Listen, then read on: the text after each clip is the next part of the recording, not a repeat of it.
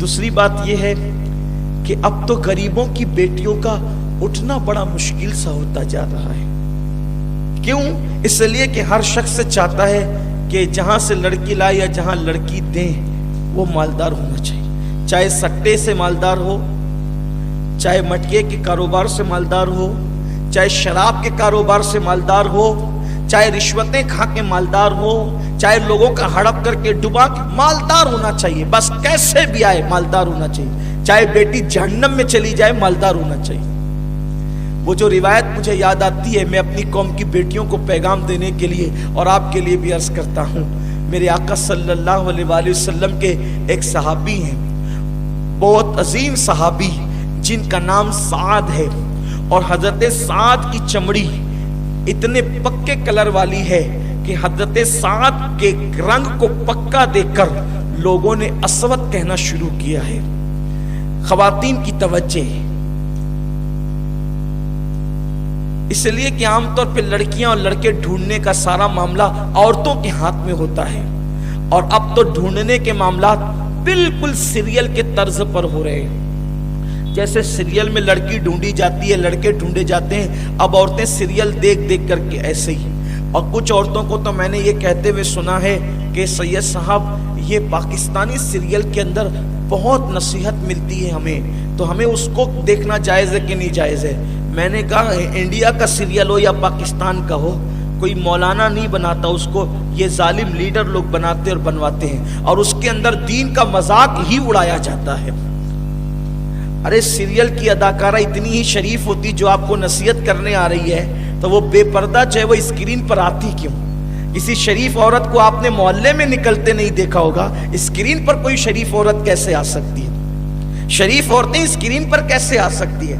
اللہ اکبر. اور پھر صرف اسکرین پر نہیں آنا بلکہ اسکرین پر آ کر لڑکوں سے ہاتھ ملانا، ان کے ساتھ ناجائز تعلقات قائم کرنا، پھر ان کے ساتھ گلے ملنا اور خدا جانے کیا کیا کرنا. بولو کیا یہ شرافت ہے؟ میں قوم کی بیٹیوں کو یہ پیغام دینا چاہتا ہوں، سیریل ہندوستان کا ہو یا پاکستان کا ہو، ہم اس کو دیکھنے کی اجازت نہیں دیتے، اس لیے کہ سیریل دیکھ کر زندگی وہ گزارے جس کے پاس مصطفیٰ جان رحمت کی زندگی اور تعلیمات موجود نہ ہو. ہمارے نبی نے ہمیں بے سہارا اور یتیم نہیں کیا ہے، حضور نے ہمیں بیت الخلا میں جانے سے لے کر بستر پہ جانے تک کا پورا قانون عطا فرما دیا ہے.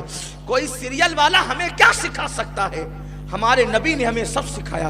حضور نے تو ہمیں یہ بھی سکھا دیا ہے کہ اگر کھانے کے بعد تمہارے دانتوں میں گوشت پھنس جائے تو خلال کیسے کرنا چاہیے، میرے نبی نے یہ تک سکھا دیا. ہے کوئی اتنی باریکی سکھانے والا؟ حضور فرماتے لوگ کھلال لے کر کے منہ کھول کر کے ایسی شروع پڑ جاتے ہیں، لیکن اللہ کے حبیب صلی اللہ علیہ وسلم نے یہ سنت بتائی، اگر تمہارے پاس کوئی بیٹھا ہو اور تمہیں خلال کرنے کی حاجت ہو تو تم اپنا ہاتھ اپنے منہ پہ رکھو اور اس کے بعد خلال کرو، تاکہ تمہارے اس عمل سے کسی کو گھن نہ آئے. حضور علیہ السلام نے تو کھجور کھانے کا طریقہ تک بتا دیا ہے کہ جب تم کھجور کھاؤ تو منہ کی گٹلیاں نکال کر برتن میں مت رکھو بلکہ باہر رکھو، اور پہلے تو کھجور ایسے کھاؤ کہ منہ سے گٹلی نکالنے کی ضرورت ہی پیش نہ آئے. جب تم کھجور کھاؤ تو پہلے کھجور کو کھول لو، اس کی گٹلی نکال لو، گٹلی نکال کے باہر کر دو اور پھر کھجور کو منہ میں ڈالو. جس نبی نے کھجور کھانے کا طریقہ تک بتا دیا، جس نبی نے خلال کرنے کا طریقہ تک بتا دیا، حد تو یہ ہے بیت الخلا میں جا کر کے کس طرح بیٹھنا چاہیے، کس پیر پہ زیادہ زور دینا چاہیے، میرے نبی نے یہ تک بتا دیا. حضور فرماتے ہیں جب تم بیت الخلا میں بیٹھو تو الٹے پیر پہ زور دے کر اپنا وزن ڈال کر کے بیٹھا کرو، اس سے تمہیں اجابت کے اندر آسانی ہوگی. بتائیے ہے کسی کی تعلیمات یہ؟ پھر ہم کیوں سیریل کے محتاج ہیں؟ ہم کیوں فلموں کے محتاج ہیں؟ واللہ کبھی ہم محتاج نہیں ہو سکتے. میرے آقا صلی اللہ علیہ وسلم کے پیارے دیوانوں، تو عرض یہ کرنے چلا تھا کہ آج تو سیریلوں کے انداز میں رشتے بھی ڈھونڈے جاتے ہیں اور رشتے طے کیے جاتے ہیں. خبردار خبردار، یہ سیریل تمہیں تباہ کرنے کے لیے بنے ہیں، تمہیں آباد کرنے کے لیے نہیں بلکہ تمہیں برباد کرنے کے لیے بنے ہیں. میرے آقا صلی اللہ علیہ وسلم کے پیارے دیوانوں، اس لیے سنت کے مطابق رشتے ڈھونڈو، سنت کے مطابق رشتے تلاش کرو، سیریل کے مطابق رشتے تلاش مت کرو.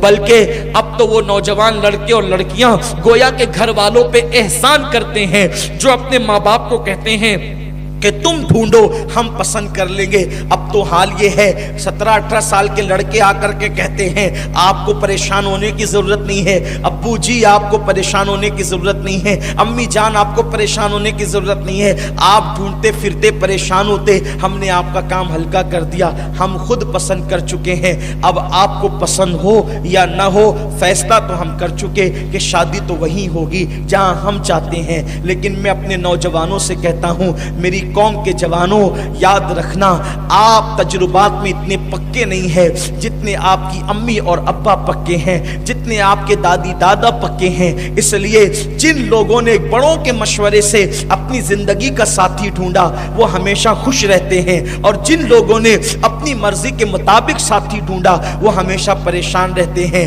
آپ کو یہ باتیں میں بار بار اس لیے سناتا ہوں اور آپ کو بار بار اس لیے سمجھاتا ہوں کہ پروگرام کرانے والے بڑے بوڑھے مجھ سے کہتے ہیں، آپ کہیں گے تو یہ مان جائیں گے، اور خود لوگ میرے پاس بھی آ کر کے کہتے ہیں۔ ابھی شاید کل ہی کی یا پرسوں کی بات ہے کہ ایک سفر میں حافظ صاحب کے ساتھ تھا، ایک صاحب کا تذکرہ نکلا کہ بیوی بہت پریشان کر رہی ہے، بہت ستا رہی ہے، ایسی کہ یہاں سے لے جاتی ہے ادھر، ادھر سے لے جاتی ادھر۔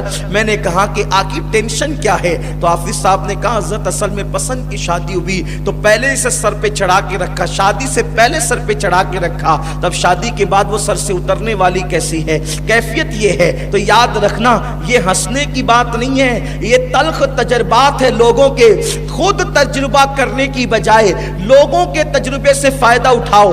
اگر تم نے لوگوں کے تجربے سے اپنے آپ کو آگاہ نہیں کیا تو تم لوگوں سے اگر عبرت حاصل نہیں کرتے تو تم لوگوں کے لیے عبرت بن جاؤ گے۔ تو یاد رکھنا یہ پسند کی شادیاں ایسی تباہی کی مچائی ہوئی ہے، جب بات کیا ہوتی ہے اس کو بہلانے پھسلانے کے لیے خوب للو پپو کرتے ہیں، ایسا جی ویسا جی، یہ جی وہ جی، آپ کے لیے ایسا ویسا، تارے توڑ کے لائیں گے، چاند بچھا دیں گے، یہ کر دیں گے، نئی دنیا بسا دیں گے، یہ کر دیں گے، وہ کر دیں گے، خوب باتیں ہوتی ہے۔ اب جب وہ سر پہ چڑھ گئی یا وہ سر پہ چڑھ گیا تو اب شادی اگر ہو بھی گئی تو نبھا بڑا مشکل ہوتا ہے، اس لیے کہ قرآن کہتا ہے الرجال قوامون علی النساء، کہ مرد عورتوں پہ حاکم ہے۔ جب اس کو پہلے سے جی جی حضوری کی عادت پڑ گئی تو پھر وہ اب شادی کے بعد آپ کی سننے والی کب ہے؟ میرے آقا صلی اللہ علیہ وسلم کے پیارے دیوانوں یہ بات بھی یاد رکھیں، اللہ کے رسول صلی اللہ علیہ وسلم فرماتے ہیں بیوی کے ساتھ اس میں سلوک کرو، لیکن جو اپنی بیوی کا غلام بن جائے اللہ اس کے رسول نے اس پہ لعنت فرمائی ہے۔ جورو کا غلام بننا بھی جائز نہیں ہے اور بیوی پہ ظلم کرنا بھی جائز نہیں ہے۔ اسلام مذہب اعتدال ہے۔ تو ڈھونڈنے میں جو آپ کی چوائس ہے اس میں آپ تھوڑا سا نیچے آئیں، زمینی حقائق کی طرف آئیں، اپنی زندگی کی طرف آئیں، زندگی کے لیے کون مفید ہو سکتا ہے اس کی طرف آئیں، زندگی کے لیے کون مضر ہو سکتا ہے اس سے بچنے کی کوشش کریں۔ صرف سفید رنگ یہ کیا ہے؟ اور آپ کو بتاؤں کوئی رنگ اچھا نہیں ہوتا، کوئی رنگ برا نہیں ہوتا۔ سب سے خاص بات کوئی رنگ اچھا نہیں ہوتا اور کوئی رنگ برا نہیں ہوتا، سب رنگ اللہ کے، سب رنگ اللہ نے بنائے۔ ایک دن ہارون رشید کے دربار میں 2 کنیزیں لائی گئی تو وہ دونوں کنیزیں اپنے اپنے رنگ کی فضیلت پر تقریر کرنے لگی، ان میں مناظرہ شروع ہو گیا۔ جو گوری کنیز تھی اس نے کہا آسمان سفید ہے، میرا چہرہ بھی خوبصورت اور سفید ہے، اس لیے میری فضیلت زیادہ ہے۔ اس نے کہا کعبے کا غلاف کالا ہے، میرا رنگ بھی کالا ہے تو میری فضیلت زیادہ ہے۔ اس طریقے سے باتیں ہوتی گئی۔ آخری میں جو کالے رنگ کی کنیز تھی اس نے کہا سنو، اگر میں آپ کا سفید رنگ، توجہ، اگر آپ کا سفید رنگ میرے کالے رنگ پر تھوڑا سا ڈال دیا جائے تو لوگ کہیں گے کہ اس کو سفید داغ ہو گیا اور لوگ مجھ سے نفرت کریں گے، لیکن اگر میرا کالا رنگ اٹھا کر آپ کے چہرے پہ تھوڑا سا لگا دیا جائے تو لوگ کہیں گے کہ یہ تل کتنا خوبصورت لگ رہا ہے۔ تو بات یہ ہے لوگ رنگ کے چکر میں پڑے ہوئے ہیں، یہ رنگ چاہیے۔ ارے رنگ مت دیکھ، ڈھنگ دیکھ، صورت مت دیکھ، سیرت دیکھ۔